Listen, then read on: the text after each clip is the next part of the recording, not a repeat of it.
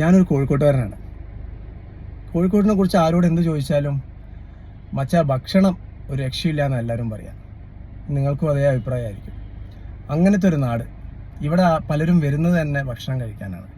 സ്ഥലം കാണുന്നതിലും കൂടുതൽ നമ്മളുടെ റഹ്മത്തിലെ ബിരിയാണി, പാരഗണിലെ ബിരിയാണി, അല്ലെങ്കിൽ ഓരോരോ പുതിയ പുതിയ സ്ട്രീറ്റ് ഫുഡ് പല പല സ്ഥലങ്ങളിലായിട്ട് ഇപ്പം തുടങ്ങുന്നുണ്ട്. അവിടെയൊക്കെ കഴിക്കാനുള്ള ആഗ്രഹം കൊണ്ട് വരുന്ന ഒരുപാട് പേരുണ്ട്.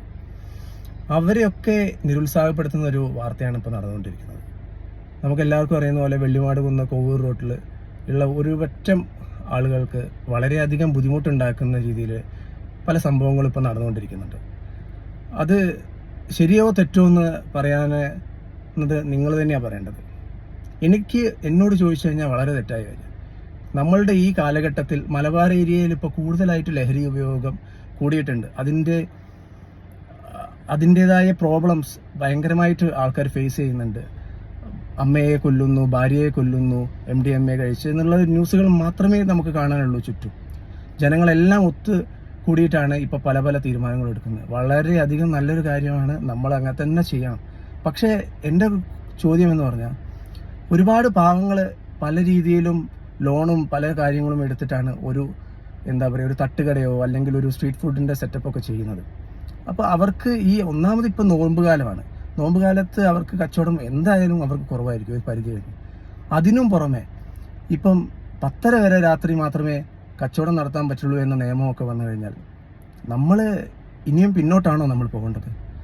അതായത് എലിയെ കൊല്ലാൻ ഇല്ലം ചുടുക എന്ന് പറയുന്ന പോലെ, അല്ലെങ്കിൽ എനിക്കിപ്പോൾ വണ്ടി ഓടിക്കാൻ ആക്സിഡൻസ് കൂടുമ്പം കാറെടുത്ത് പുറത്തിറങ്ങണ്ട, വീട്ടിലിരുന്നോളൂ എന്ന് നാളെ ഒരാൾ പറഞ്ഞു കഴിഞ്ഞാൽ അതാണോ ശരി?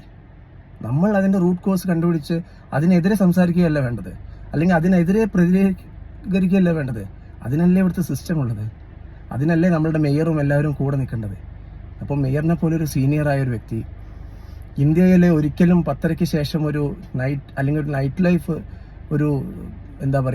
അത് ആപ്റ്റ് അല്ല എന്ന് പറയുന്നത് അതൊരു നല്ല സന്ദേശമായിട്ട് എനിക്ക് തോന്നുന്നില്ല.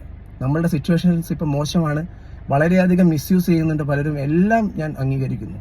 പക്ഷേ എന്നിരുന്നാലും ഈ സ്ട്രീറ്റ് ലൈഫും ഈ നൈറ്റ് ലൈഫും ഇതെല്ലാം നമ്മളുടെ സൊസൈറ്റിയുടെ ഭാഗമാണ്. അത് എങ്ങനെ നമ്മൾ നന്നാക്കാം, അതെങ്ങനെ നമ്മൾ സേഫായി കൊണ്ടുപോകാം എന്നായിരിക്കണം നമ്മളുടെ ലക്ഷ്യം. അല്ലാതെ എല്ലാവരെയും നമ്മൾ കൈകെട്ടി നിർത്തിച്ചാൽ എന്തെങ്കിലുമൊക്കെ അവരും അതിന്ന് പൊട്ടിച്ച് പുറത്തു വരും. അതിനുള്ള ഇട വരുത്താതിരിക്കുക, സംഘർഷങ്ങൾ ഒഴിവാക്കുക. എല്ലാവരും മനസ്സിലാക്കി എല്ലാവർക്കും ആപ്റ്റായ ഒരു ഡിസിഷൻ എടുക്കുമെന്ന് പ്രതീക്ഷിച്ചുകൊണ്ട് ബൈ.